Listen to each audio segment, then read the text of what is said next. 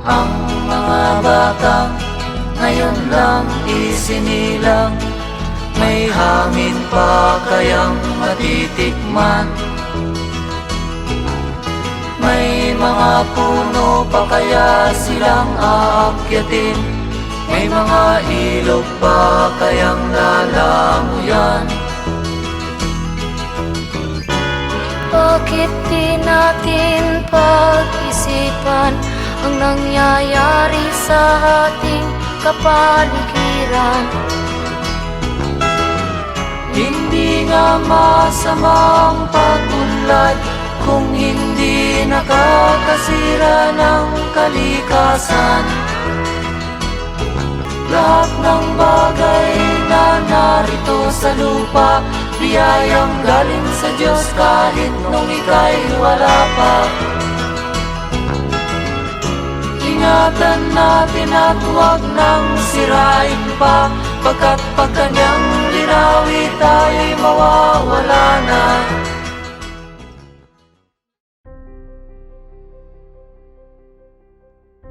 Pope Francis discussed in Chapter 1, our environmental and social problems, and noted that there are signs that we are reaching a breaking point, and we are compelled to strive for clear solutions.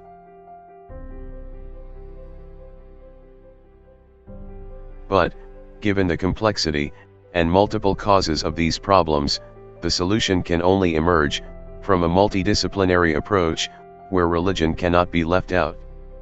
Faith convictions of Christians include their essential responsibilities within creation, and their duty towards nature and the Creator. These can provide additional motivations to care for nature, and the poor, and vulnerable.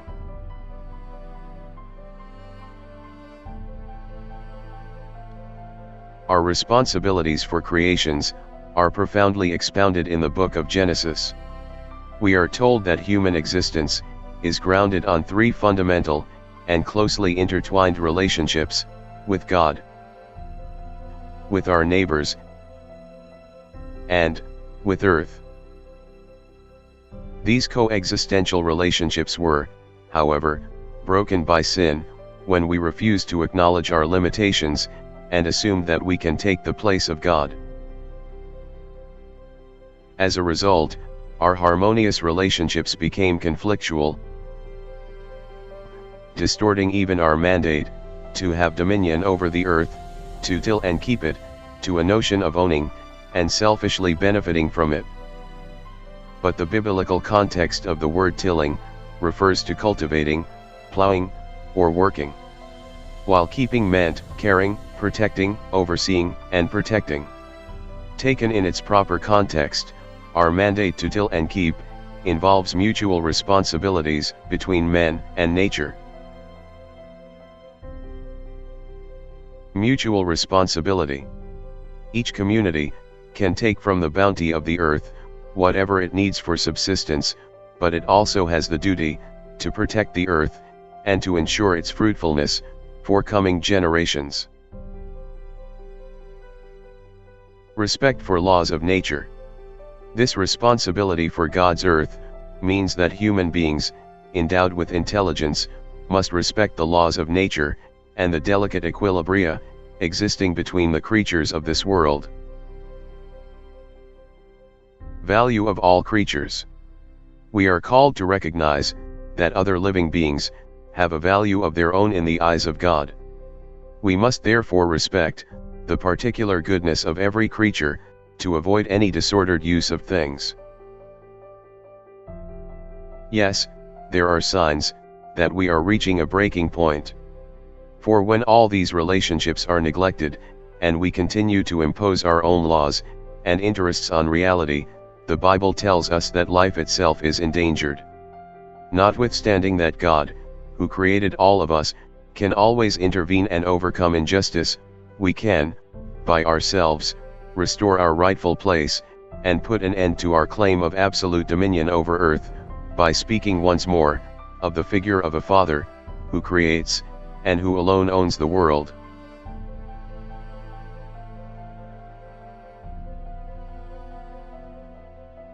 God's love is the fundamental moving force in all created things. The world entrusted by God for care is so fragile that it poses a challenge to us to devise intelligent ways of exercising our stewardship in order to preserve it. Freedom to apply intelligence. We are free to apply our intelligence, whether positively or negatively, towards everything evolving or happening. Uniqueness of identity. Each of us have our own personal identity, capable of entering into dialogue with others, and with God Himself. Subjects and not objects. Every human being is a subject, who can never be reduced to the status of a mere object, that can be subjected to arbitrary domination, and ultimate destiny, back to the Creator. The ultimate destiny of the universe, including human beings, who are endowed with intelligence and love, is back to their Creator.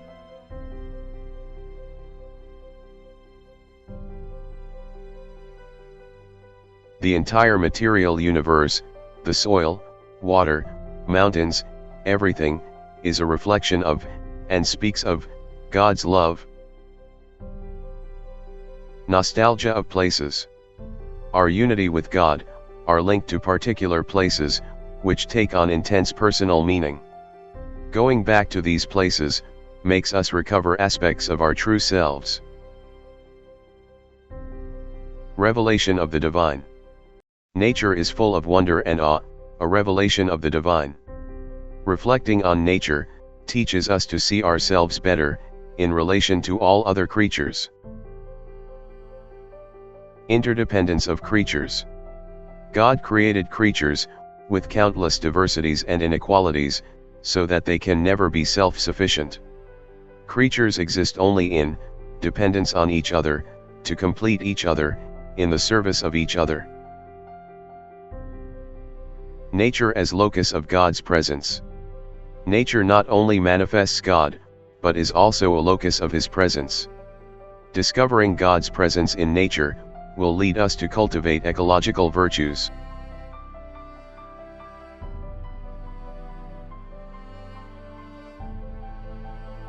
When we commune with nature, we feel that unseen force, that bonds all of us to a universal family.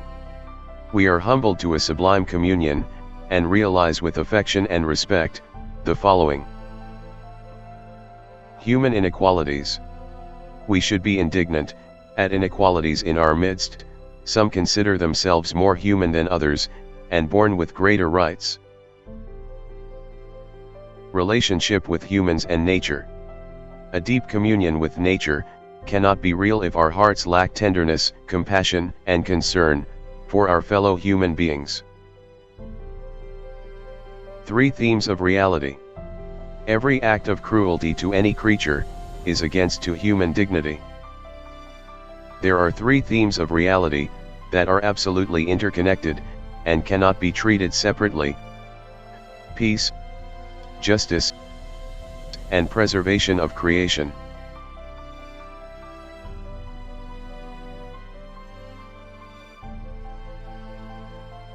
The earth is a shared inheritance, whose fruits should benefit everyone. Hence, every ecological approach must incorporate a social perspective, which considers the fundamental rights of the poor and the underprivileged. Subordination of private property. Private property is subordinated to the universal destination of goods. Thus, everyone has the right to their use. Social mortgage on private property. The legitimate right to private property is always accompanied by a social mortgage, to serve the common good, and not only a few. Equal dignity of rich and poor. The rich and the poor have equal dignity and natural right to possess land, where he can live and work for subsistence, apart from access to social services. Collective good and responsibility. The natural environment is a collective good, the patrimony of all humanity, and the responsibility of everyone. If we make something our own, it is only to administer it for the good of all.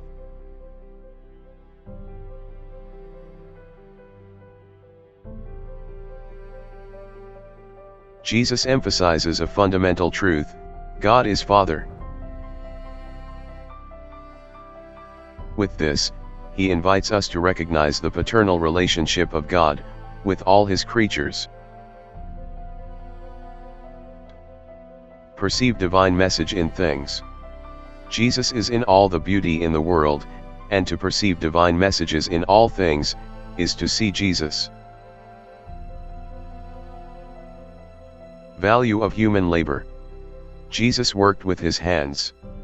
He sanctified human labor and endowed it with special significance for our development. Universal Lordship of Jesus. Jesus has a loving relationship with the world throughout creation and time. This leads us to direct our gaze to the end of time, when Jesus delivers back all things to the Father.